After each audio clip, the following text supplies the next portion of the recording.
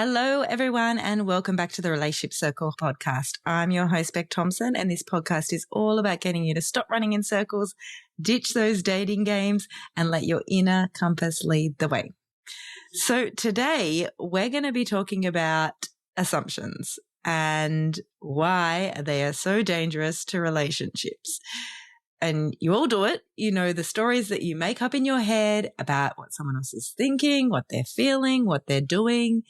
Everyone does it, particularly in dating and early on in relationships. Actually, particularly always in relationships. And honestly, it's really, really dangerous for relationships. So today we're going to unpack it and understand why it happens and what to do about it. So if you're an assumption maker, listen up and let's get into it. So let's start with the truth. Our brains love shortcuts. I've said this to actually a few couples this week, is that when we don't have information, our brains fill in the gaps. They want to have a complete picture. So they make up information because it needs to fill in it wants a full story. So it's usually based on our past fears, what we kind of think we know about the other person. It's based on assumptions, really. There's not a lot of truth per se to them. And the thing is that assumptions rarely reflect reality, right? They're just filling in the gaps. So sometimes these assumptions are tiny, like this guy hasn't texted me back, he mustn't be interested.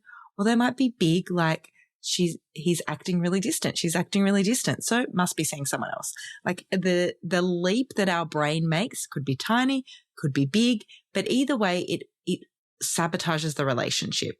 And our brains do that because it needs a complete picture. They don't have the information, so it likes to fill in the gaps.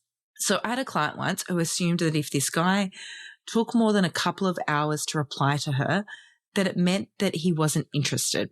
So she would spiral, like I'm sure a lot of you do, like a lot of my clients do, get really anxious and sometimes even ghost that person first so that she wouldn't get hurt.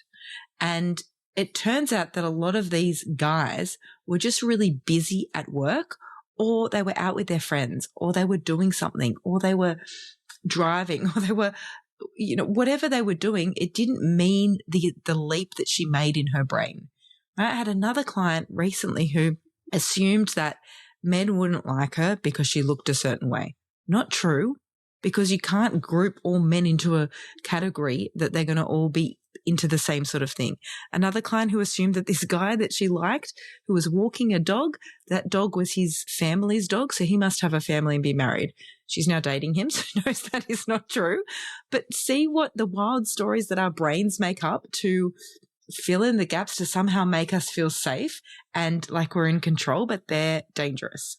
So let's talk about what assumptions actually cost us in relationships. So first of all, you spend time worrying about things that aren't even true.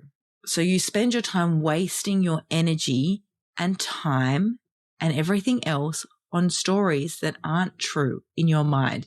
And often when you've made these assumptions, they don't really feel great. Like a lot of people don't normally jump to the assumption that everything's fine and blah, blah, blah. I mean, some people do. Some people spiral back and forth in between, like, he doesn't like me anymore, to like, oh no, he's just busy, to like, blah, blah, blah. So, but a lot of the time the assumptions are really negative and they waste a lot of your time and energy in that space.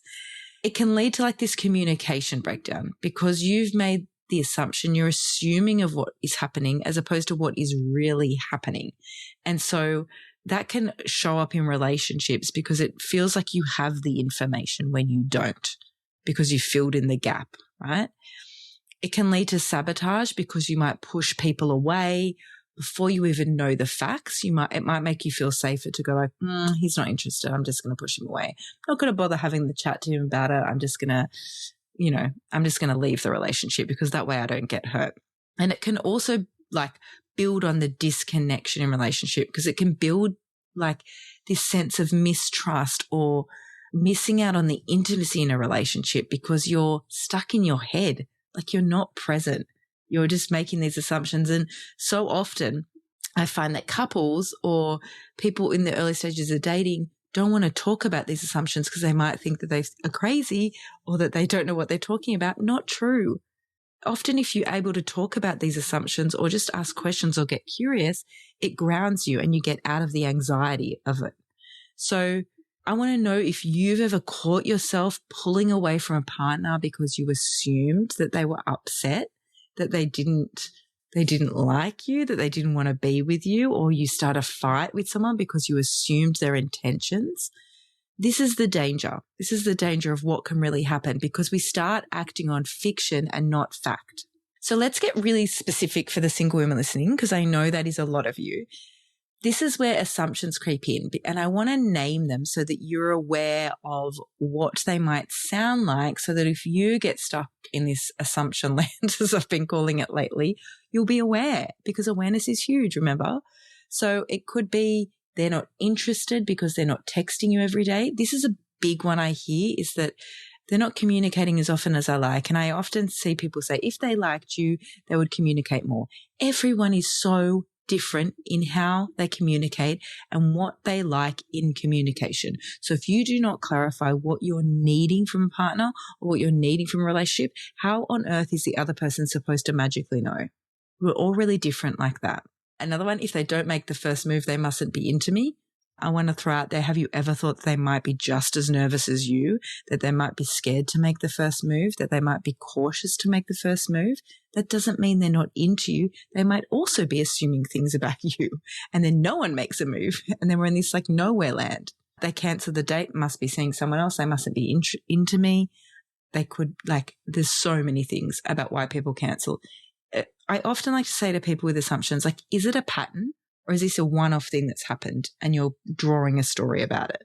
Because if it's a pattern, different story. If they've cancelled lots of dates, probably don't want to be with them. One date, people get sick. People need to work. People have things going on in their life besides you. And so sometimes people cancel dates. That doesn't mean they don't like you. They're too nice. They must be hiding something. Have you ever thought that one? I hear that one a bit as well. So again, question yourself when you're saying these things, because what information do you have and where is this assumption coming from? It's most likely your past, but question yourself. Find out where it's coming from. So the problem is that these are stories, not facts. Okay. And stories can go in weird and wonderful places and spiral around all the place and jump and jump and jump and not make any much sense, but they feed into the anxiety.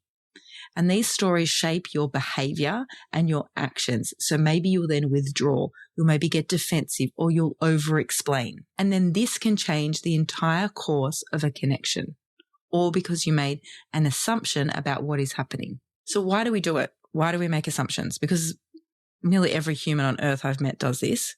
And it's most of the time we do it because we're scared. There's fear at play there. Scared of being hurt, scared of rejection, scared of someone not understanding you or being on your level. It's kind of a protective mechanism, and it can predict the danger of the rejection. So we kind of brace ourselves, right? If I have that assumption in the way, it will protect me somehow. It doesn't, but we think it does. And for my people that are anxiously attached out there, it's especially common. And it doesn't actually keep us safe. It just keeps us stuck in these loops. So what do you do? What do you do if you find yourself being assuming all the time? I want you to get curious of it, understand it more, be the observer of it. I'm sure you've heard that. And this is not easy. It's simple, but it's not easy. So be gracious with yourself, because you might find yourself again falling into the assumption land. So notice the assumption. And a good kind of phrase to ask yourself is am I telling myself a story right now? Is this based in truth, fact? Where am I pulling the information from to make the assumption? But first you have to know you're making the assumption, right? So be aware that you're making the assumption. Check the evidence. What facts do I have? What evidence do I have to mean that this is true? Pull yourself back into reality around what is actually happening. And it's okay to not know or to not have information. That doesn't mean you jump to an assumption or a conclusion about what you think is happening. Then, like I said before, communicate with the person. Don't guess. Ask them. Ask them what's happening. Hey, I noticed I haven't heard from you today. I'm just checking in. Is everything okay? you don't need to do that 5 minutes after you've not heard from them, right? Because that's when the anxiety can come out to play. But just take your time and check in with them. And the wonderful thing that I found is when I have clients that are anxious and they talk about this anxiety with their partner or the person they're dating, majority of the time the person is like, they don't want them to feel anxious. So they think about what they can do to support them in the anxiety. Anxiety doesn't have to be this hidden secret that you keep hidden from the world because it's shameful. Like, let someone know you're feeling anxious. That's okay. And like I said before, get comfortable with not knowing everything. It's okay to not know and not spiral. It's okay to just sit in the uncomfortableness of not knowing. So assumptions are normal, but they're not harmless, right? They can really get in the way. And if you want deeper, more connected relationships, then you need to start questioning the stories that happen in your head and bring yourself back to reality and get brave to ask the question instead of guessing. So if this episode hit home, DM me on Instagram. I want to hear about a time that you made an assumption that got in the way of a connection, of a relationship, and let's talk about it. And if you want help breaking these patterns for good, I've got my Love Unlocked Masterclass coming up on the 12th and 13th of August, and I would love to see you there. We talk a lot about anxious attachment in there and how to cope with these patterns that you're repeating. All right, I'll see you next week. Thank you so much for listening to the show. If you got value from this, please don't hesitate to share with a friend so they can get value from this too. And don't forget to hit follow so you don't miss an episode. It's also how I keep this podcast alive.